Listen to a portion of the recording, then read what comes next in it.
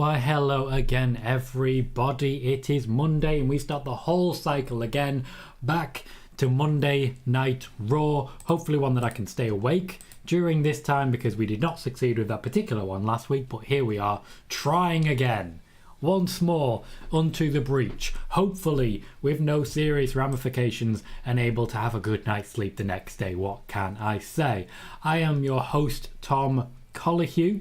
You join us today for a Raw preview, a look back at the rumours from 6 months ago, where even some of the biggest names have been getting things wrong. Your questions answered, so I'll be answering your questions in the Ask Me Anything style as and when they come in. And of course, answering and positing one serious question. Is Kevin Owens leaving the WWE? Because so far, it's not been clear, has it? It really hasn't been clear, and there is a lot going on. There is evidence to support the idea that Kevin Owens is leaving. There is also evidence to support the idea that Kevin Owens is staying. Primarily the fact that he's actually getting a little something of a push. It's not a consistent push. It's difficult to describe as a push per se, but he's being featured strongly. He's in a feud with the current WWE champion, so either they're convincing him to sign a new contract by giving him the big dogs, as it were, or he's very clearly on his way out of the building, and this is part of a farewell tour in which he's going to lose a lot of matches.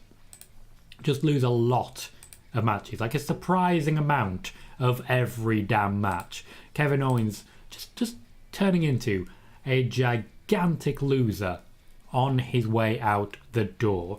Which do we expect? Hard to say, really hard to say. For me, Kevin Owens is a really hard one to predict, because while he has a lot of very close friends who've recently left the company, he has made plenty of friends who are still around. Will those ones be leaving the company, however?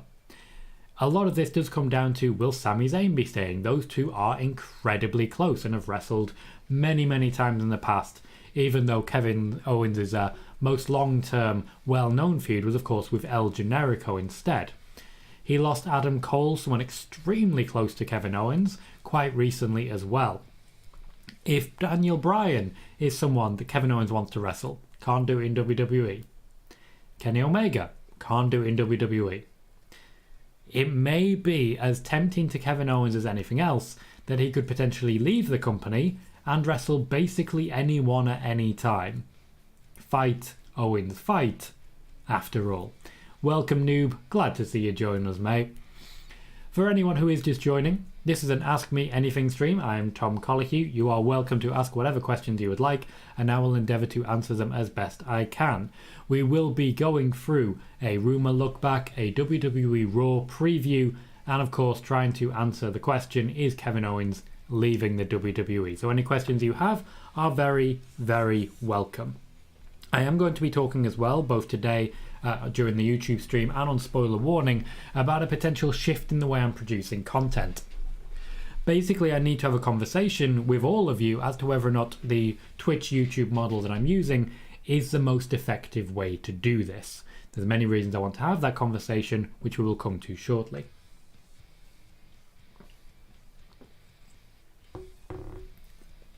But we're going to give the questions a little time to come in. Welcome, noob. And start with our rumour look back.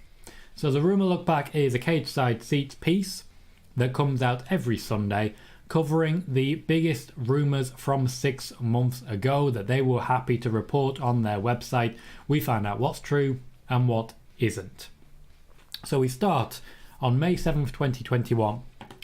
Wrestling Observer Radio's Dave Meltzer was told that when WWE returns to touring by August/September, they will never go back to the old schedule, but it won't be significantly different. They will be on the road every weekend for a couple of shows. From what I can tell, they've basically gone back to the same system, but it's not quite exactly the same, which is basically what the report said. There's not much particularly this week that was proven true or false, so when it comes to May 7th, that was the only one proven true. May 8th, WrestleVote says that WWE is hoping for SummerSlam to be their official return to touring, and the event may take place earlier than its typical date on the calendar. This, of course, both pieces have been proven inaccurate. SummerSlam happened basically exactly when it normally would, just on a Saturday instead of a Sunday, and when it comes to the official return to touring, they were able to return sooner than that. John Alba indicates WWE wants to be out of Florida for SummerSlam, and a major venue out west is under consideration. It was in the Allegiant Stadium in Las Vegas, so this is accurate. Selena De La Renta is officially done with MLW, and there's speculation WWE and AEW are interested in signing her. Neither of these companies have signed her. In another contract update, Fightful claims that former NXT UK wrestler Killer Kelly will be signing with Impact Wrestling. This also has not happened. This is an interesting one. This is a very interesting one. So, May 10th, 2021. According to, and this always makes us laugh, Ringside News, Becky Lynch signed a new contract with the WWE a few weeks ago. There is no evidence one way or the other as to whether or not she signed a contract a few weeks before May 10th, as it were. She did return at SummerSlam. To my knowledge, contract negotiations continued pretty much up until around SummerSlam time. I don't believe this to be true. And then we continue with this in a way that brings a lot of fire down onto other companies as well. In a story first reported by Ringside News, Mia Yim was set to debut on Smackdown last Friday. Like the latest Aleister Black video, her appearance was cut for time. Never debuted, was released. The Aleister Black video was cut for time. It was also cut because they were considering releasing him. While confirming that report, so this report, which was not proven true, was confirmed by the Wrestling Observer and Fightful Select, who said that Mia Yim was going to start a feud with Carmella. Once again, none of these things happened. May 12th. According to the Wrestling Observer, WWE are considering Madison Square Garden for SummerSlam. Once again, Las Vegas. Jeff Hardy's loss to Jinder Mahal on Monday wasn't a sign his contract is up soon. PW Insider reminds us the deal he signed in 2020 was for 2 or 3 years. WrestlingNews.co says Hardy's booking isn't a sign he's getting buried, but that WWE is rotating talent, so some people will be moved to the back burner for now. The WWE did not rotate talent. Jeff Hardy continued to lose for many, many months afterwards, and yes, while he's on the SmackDown Survivor Series team, this is certainly a very confusing report. Finally, May 13th, 2021. The only thing in that entire day that was proven true or false. On his Living the Gimmick podcast, John Alba indicated that Allegiant Stadium in Las Vegas is a potential venue for WWE that they might use in for SummerSlam 2021. There is a lot more information about things that are not really considered true or false. For example, when asked about Keith Lee's status, Dave Meltzer said he's okay, but obviously he's not being used. He was not okay. He absolutely was not okay.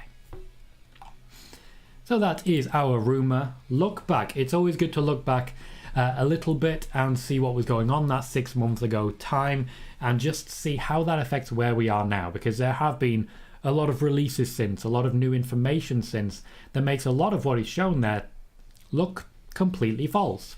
And the reason it looks completely false is because a lot of what is shown there was completely false. Adam Creekmore, welcome, says, do you know if we're getting more news for 2K22 before January or on that month? We will be getting an update for 2K22 in January. The plan was to make big announcements and to formally say this is when the game will be released, likely around April time to tie in with WrestleMania. However, when you factor in the releases and when you factor in some real issues with development, there are more significant delays expected for WWE 2K22. I am expecting more delays due to some issues that they are having at the back of house.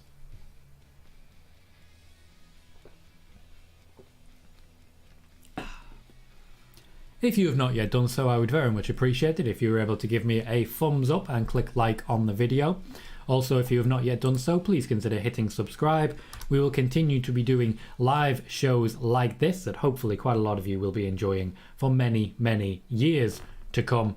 And the more questions you have and the more questions you bring in, the faster we grow. So if you have the opportunity to join us, please consider doing so. Michael says, also welcome Michael, maybe it's time for them to get a new developer.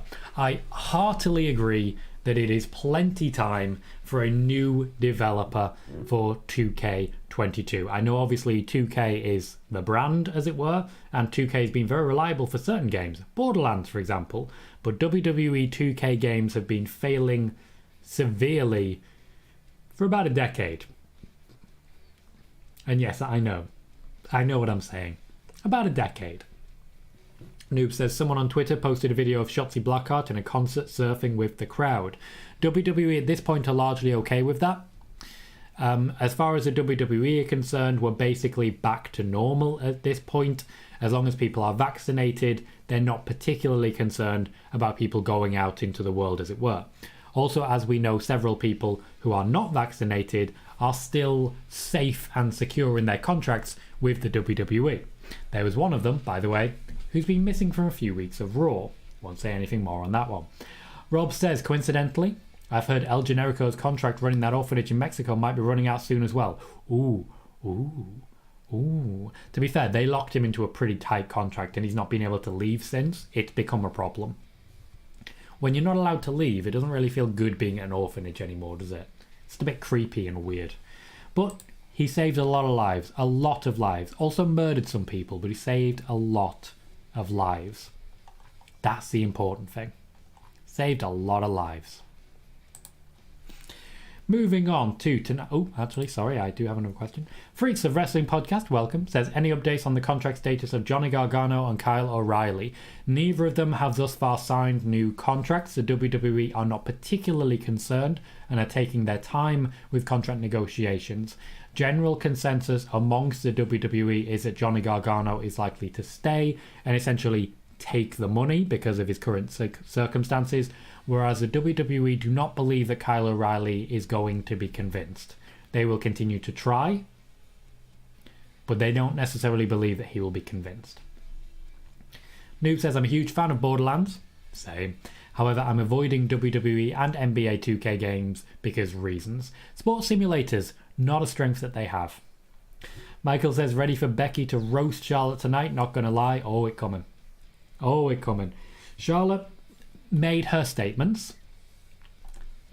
Becky is likely to do better. And Rob says, heavy is the crown of a lucha saint. Indeed. Absolute saint. Monday Night Raw is tonight, starting at 1 a.m. I hope to have a very nice long nap before it starts. And that is, of course, after spoiler warning at 10 p.m. tonight. So, let's talk briefly about what's happening at the very top of Raw tonight. I am definitely certain that we are going to see more between Kevin Owens and Big E. Big E will be out for revenge this week against Kevin Owens. Seth Rollins, as we know, is hovering in the background with a guaranteed championship match pretty much whenever he wants it. What is the point of a Money in the Bank briefcase when you can just randomly have that contract after a match? He won one match. That's all it took. No ladders involved. Actually, wait. Ladders involved. Nearly forgot about it then. Ladders involved. But Seth will continue to be an overall threat. Tonight he is expected to gloat and celebrate about Kevin Owens attacking Big E, and I kind of expect Seth will once again open the show. Becky Lynch has been given free reign to destroy, and she's aiming directly at Charlotte Flair when it comes to that. So expect to see the continuation of a war here. More importantly, however, when we skip past Survivor Series, we will see the continuation towards what will be a championship match between Becky Lynch and Liv Morgan. Liv Morgan this week is expected to have some sort of promo off with Becky Lynch or some sort of contract signing. My expectation is that she will not be wrestling, and we will see the continuation of Rhea Ripley and Nikki Cross against Carmella and Zelina Vega, thus separating out the women's feuds and keeping them individual at this point. We will see the continuation of, once again, RK Bro versus AJ Styles and Omos. This one just keeps going. I'd like it to stop. It's not. It's just not. Last week we saw Bobby Lashley return and immediately destroy Dominic Mysterio. I would expect this week Bobby Lashley to also destroy Rey Mysterio. That is a development of that feud. Bobby Lashley is being intentionally rebuilt by the WWE after taking a few significant losses before his time away. Also, of course, MVP has returned, so that's a very good thing as well. We will see a continuation of Damian Priest evolving towards Apollo Crews, even though he didn't really feature last week. So far, nothing has been really pushed between Damian Priest versus Shinsuke Nakamura, whenever that may or may not happen. I would love something to happen. So far, not so much. Bianca Belair and Doudrop will continue for what has started last week and promises to be quite an entertaining feud. Bianca Belair is expected to make a big deal out of slamming Doudrop. The intention was to have Bianca Belair move into a feud of Nia Jax, but the WWE decided that in Doudrop they had someone better and decided to release Nia Jax largely because of that. So Bianca Belair will feud with Doudrop. I don't expect Doudrop to pick up the win here. I think this will be a continuation of the build of Bianca Belair, sort of a background build, like basically every time John Cena wasn't the world champion, he was just beating up everyone else as well. Austin Theory doesn't look like he has a match planned, however there is plenty of time for that to change. I'm not sure who he would be wrestling against, but there are options. He will not be wrestling Chad Gable because Chad Gable wrestles faces. What I'd like to see at this point is Austin Theory versus Randy Orton, and then Omos gets involved. I would just find that very, very funny. So that is your lot for what is planned for Raw tonight. Noob says we're going to see RK Bro stop Omos in their tracks a la RKO Omos. The RKO Omos is coming. It's been built quite cleverly, it's just not quite there yet. So we don't have any more questions coming in. I have flown through the content that I have planned for this show, so I'm honestly just going to wrap up here. As I said, I am going to be considering what to do with YouTube going forwards. I do have plans that will begin next month, that being dual streams for the Raw and Smackdown watch parties, and potentially more going forwards. I am going to be doing a full Survivor Series preview show that will be this Saturday, so keep an eye out for that as well. Freaks of Wrestling Podcast says, do you know when Alexa Bliss is coming back? The expectation is that she'll be back in and around Royal Rumble time, but don't be surprised if they panic a little, bring her back for ratings, and basically just throw her into a Survivor Series team with the way they're booking things at the moment. Alexa Bliss is fine, she is cleared, she is ready to return, they are just waiting for the right time to do it. I believe that time will be in the build towards, potentially, depending on Bayley's return schedule, Alexa Bliss versus Becky Lynch at WrestleMania. I'm going to wrap up there. I will hopefully see you all for spoiler warning later on. We will continue to have more of these YouTube shows going forwards. I have been Tom Colohue, and I want to say a big thank you to everyone who has joined me today. You've been fantastic, and I'll see you all very soon.